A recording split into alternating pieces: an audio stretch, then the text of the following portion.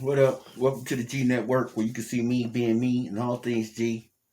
I was listening to this on YouTube right here. I'm gonna share some with this live right now, so it's running.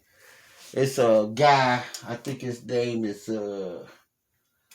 Muhammad or whatever the fuck Ali.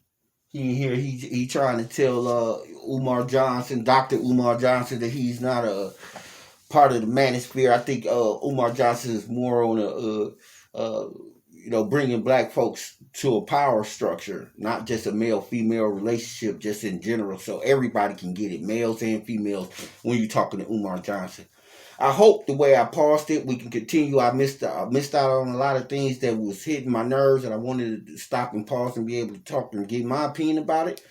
But since I didn't, we're gonna go ahead and take it from here. Let's see what he's saying right now, and we're gonna go ahead and retort on that. For the $5 cash app $. I'm sitting in radio. You know, he gotta get his money. Why you hating on a G? Super chat, appreciate you both, brothers. He says he's swinging like Iron Mike out there. He took his muzzle off on this one. Indeed, he did. Notice the move right there. Notice the move. Okay, now I'm gonna say this right here.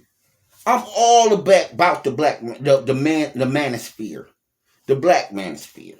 The white men have been doing what they wanted to do since the dawn of time. We don't care about that. We talking about the passport bros.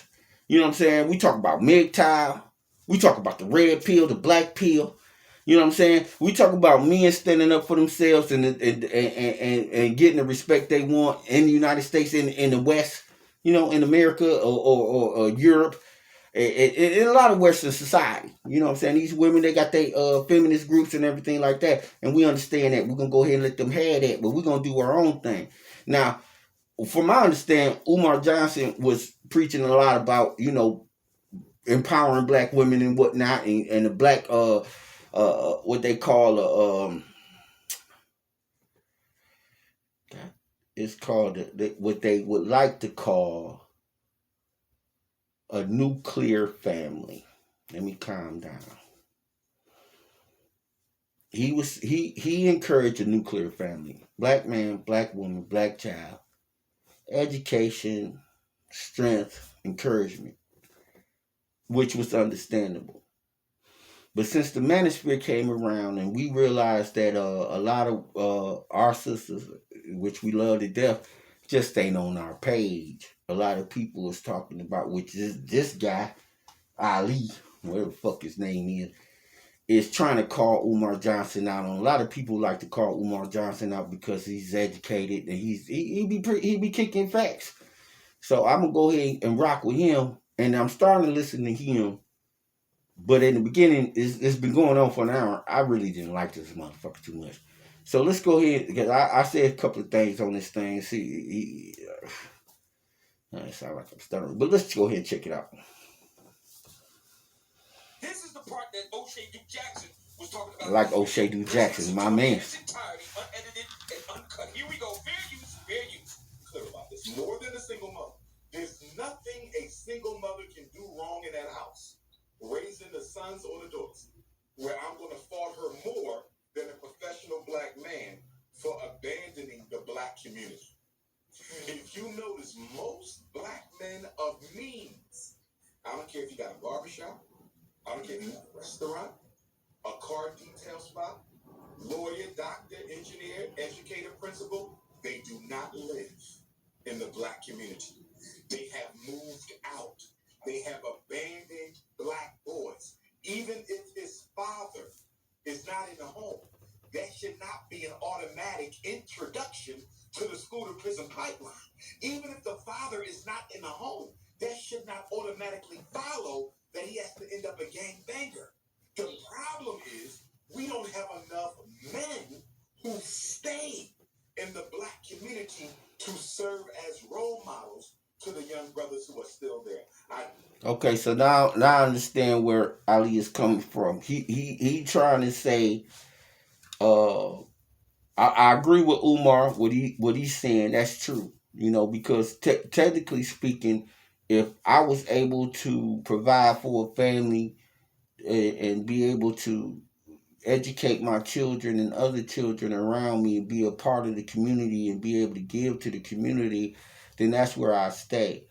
But because I don't have that, and if I get it, I have to move on because of the fact that the community never showed me no love.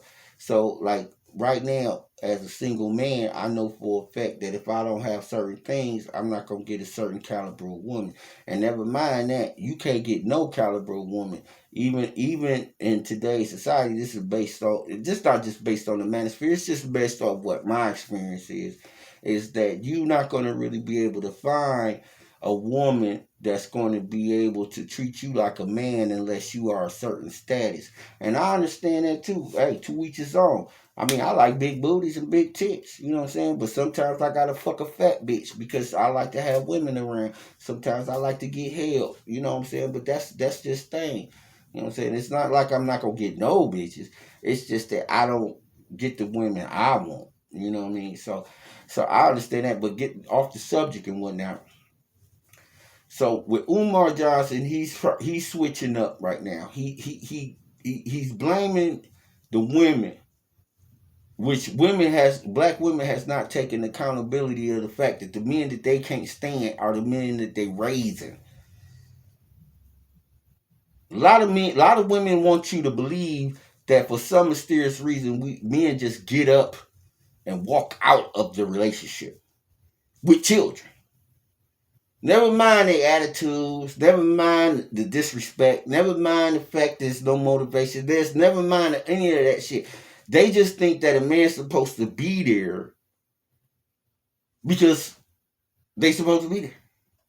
But let it be on the other foot. If a woman ain't happy, she out the door. She already found her boat. She fucking the nigga downstairs. She fucking your best friend. Cause she ain't happy. A man's supposed to get up, go out, work, provide, protect. Yes. To what degree? To your degree, compared to who? Andrew Tate, compared to who? Kevin Samuels, compared to who?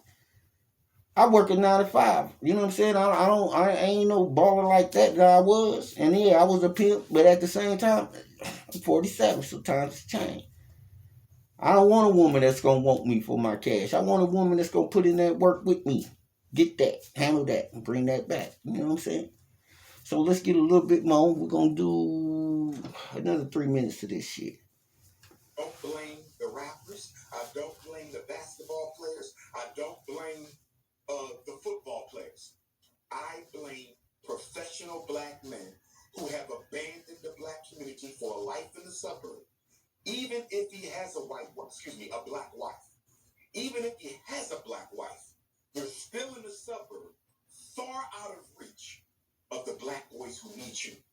And I don't think enough responsibility has been laid at the feet of black men for abandoning our women, our daughters, and our sons in the black community for a much more comfortable life in a white neighborhood.